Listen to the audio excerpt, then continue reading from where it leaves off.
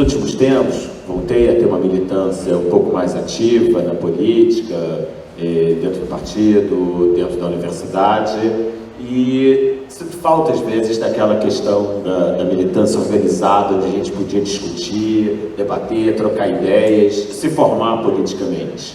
E, assim, ontem à noite, hoje de manhã, quando eu estava vindo para cá, começou a dar uma vontade de, se alguém perguntar assim, e qual a sua tendência dentro do PT? Eu começar a falar, minha tendência é geração em fio.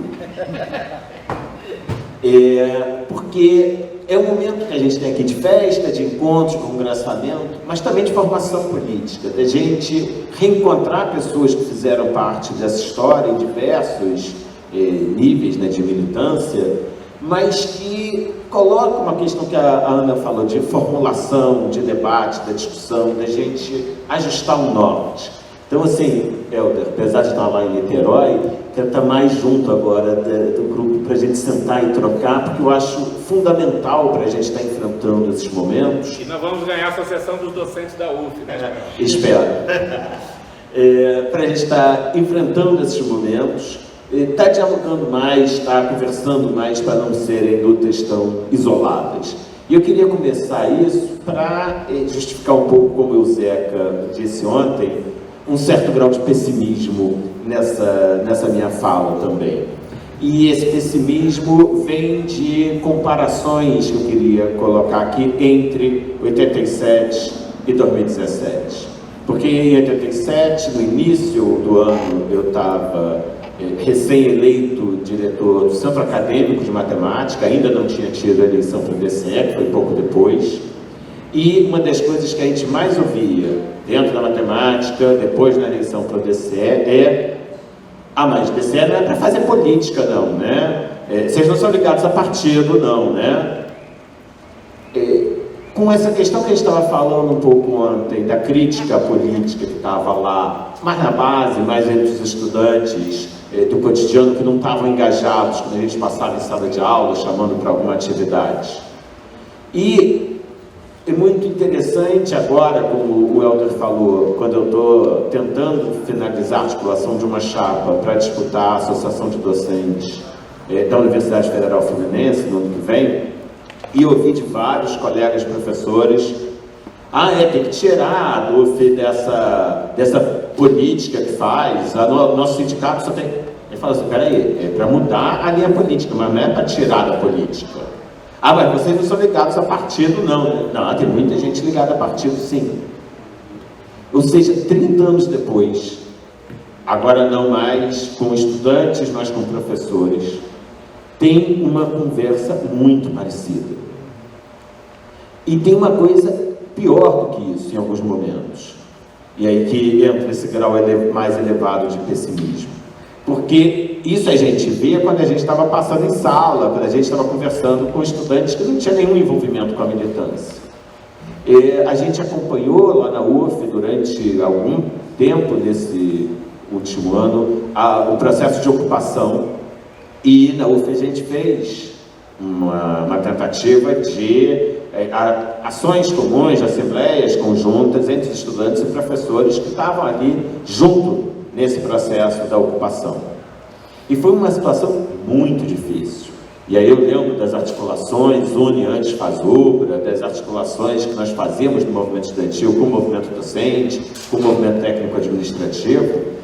E pode ser já o problema da memória, espero que não, mas eu não via a dificuldade de lidar com o discurso entre as três categorias, de pensar o professor como um inimigo.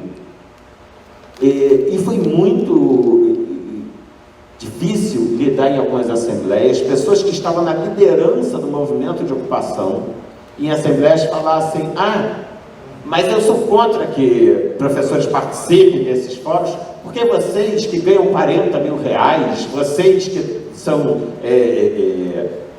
quase aristocratas do saber, dá vontade de tirar o contra-cheque e falar assim, qual professor na universidade ganha 40 mil reais? Um desconhecimento, inclusive, da própria realidade da situação dos professores, da situação da universidade, uma desqualificação, muitas vezes, da própria produção de conhecimento, que é diferente de uma crítica às formas e alguns dos significados, mas uma desqualificação mesmo do saber acadêmico, que torna essa luta muito difícil e remete para uma coisa que eu falei ontem no debate que abriu, da dificuldade, muitas vezes, de nós conversarmos, da dificuldade de comunicação que nós estamos tendo com não pessoas de direita. Essas são muito mais difíceis. Mas, voltando ao debate lá para o grupo, para a DUF, de pessoas, e temos alguns professores também de esquerda lá, organizando esse grupo, e que na primeira questão mais de professores que não estão muito situados, que não estão muito formados politicamente, que perderam essa tradição da luta sindical, do debate mais político, o primeiro questionamento assim, mas não pode ter coxinha na chapa. Pessoal, calma, não é coxinha. São professores que estão querendo serem ganhos, estão aqui conversando com a gente, não estão lá conversando com a direita. Agora, tem que ter paciência, tem que ter diálogo, tem que ter argumento para, na prática, estar trazendo essas pessoas.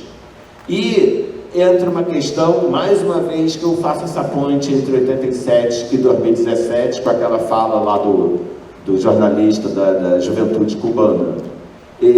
Até que ponto a gente está disposto e até que ponto a gente está capacitado para conversar com aquelas pessoas que o primeiro momento parece um coxinha, mas quando a gente vai conversar é alguém que está apenas muito perdido nessa situação, é alguém que está muito impactado por um discurso midiático, por um discurso de senso comum sobre a política, e que às vezes, meia hora, 40 minutos de uma conversa ali, explicando, você vai ganhando essas pessoas. E mais que só a conversa, uma prática de movimento, uma prática de militância, uma prática de atitude que implique outros significados.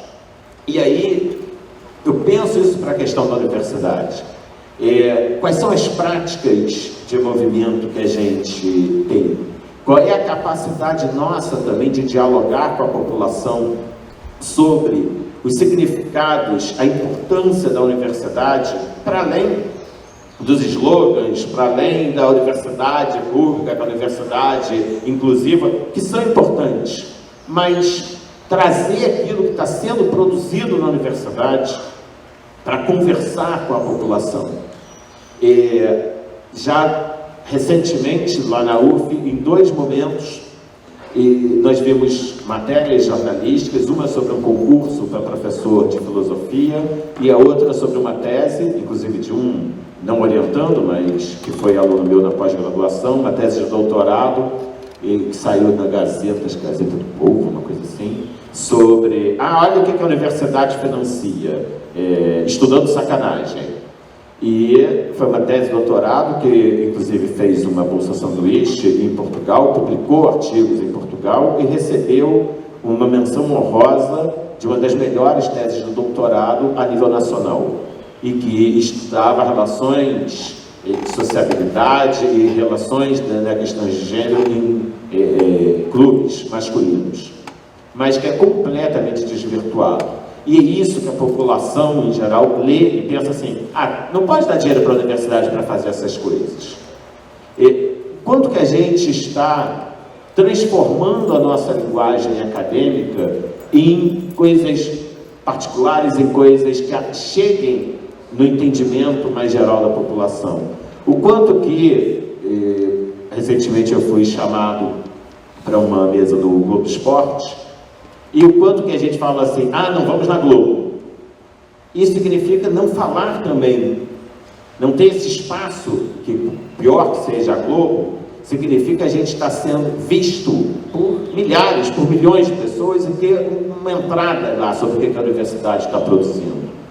E essa questão do diálogo também eu fico pensando, e aí, para fechar, já que a mesa da universidade, mas vai ter depois sobre políticas públicas, na minha área específica, eu estudo antropologia dos esportes, E é interessante porque também remete lá desde 87, onde a diretoria de esportes era a última a ser ocupada nas direções da Uni, porque ninguém queria participar da direção de esportes, porque a gente não tinha política de esportes, porque a gente achava esporte uma coisa de burguês, uma coisa da direita, uma coisa que não interessava a gente.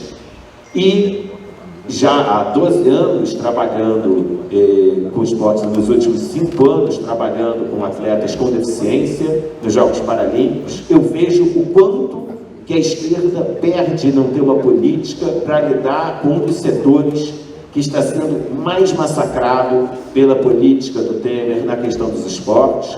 Pessoas que têm que optar agora entre a aposentadoria pela questão da deficiência e a Bolsa Atleta, que é dada a atletas com deficiência, pessoas que estão completamente sem um norte político de ação, e o quanto que a gente, por uma incapacidade de dialogar também com esse setor, e um setor que mobiliza, como a gente viu na Copa do Mundo, como a gente viu nos Jogos Olímpicos, milhões de pessoas, e que a gente mantém uma postura completamente distanciada, que ou leva a não vai ter Copa, e as mobilizações que nós vemos muitas vezes completamente despolitizadas, ou o silêncio e a adesão à forma como a Copa, os Jogos Olímpicos e Paralímpicos foi feita, num modelo completamente burguês, num modelo completamente mercadológico. E nós não temos nenhuma política mais consistente para apontar nesse processo. E eu queria fechar fazendo essa junção entre a fala de ontem, de que para também resolver o problema desse ataque sistemático às universidades, a gente vai ter que repensar a nossa forma de diálogo. A gente vai ter que repensar a nossa capacidade de interação. Porque eu lembro, eu fecho com isso, uma conversa que eu tive com meu irmão, que também fez parte da geração em fio, na Executiva Nacional de Estudantes de Biologia, de 85 até 88, 89, e agora tem Portugal, foi agora, nessas últimas eleições, eleito deputado municipal pelo Bloco de Esquerda, e numa discussão com eles estavam lá discutindo sobre a dificuldade do Bloco de Esquerda, e ele falou assim, temos que pensar duas possibilidades, duas alternativas. A primeira é que a gente esteja tendo uma dificuldade de fazer a nossa política chegar até a população, e seja uma questão de comunicação. A segunda, que é pior, é que as pessoas não estejam votando na gente justamente porque a gente está conseguindo chegar e as pessoas entenderem o que a gente propõe, e é uma recusa a isso, há uma rejeição a isso. Eu espero que no nosso caso seja a primeira, porque a segunda seria ainda mais pessimista.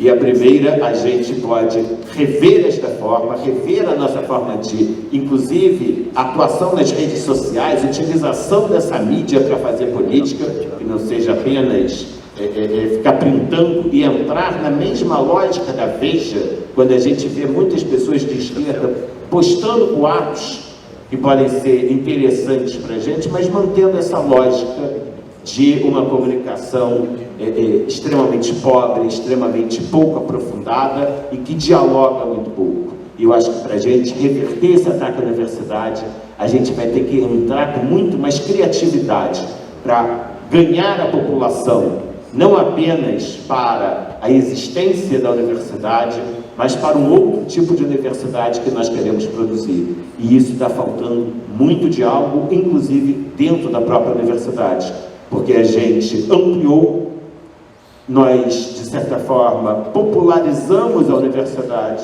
mas nós não a democratizamos. As estruturas de funcionamento da universidade permanecem as mesmas.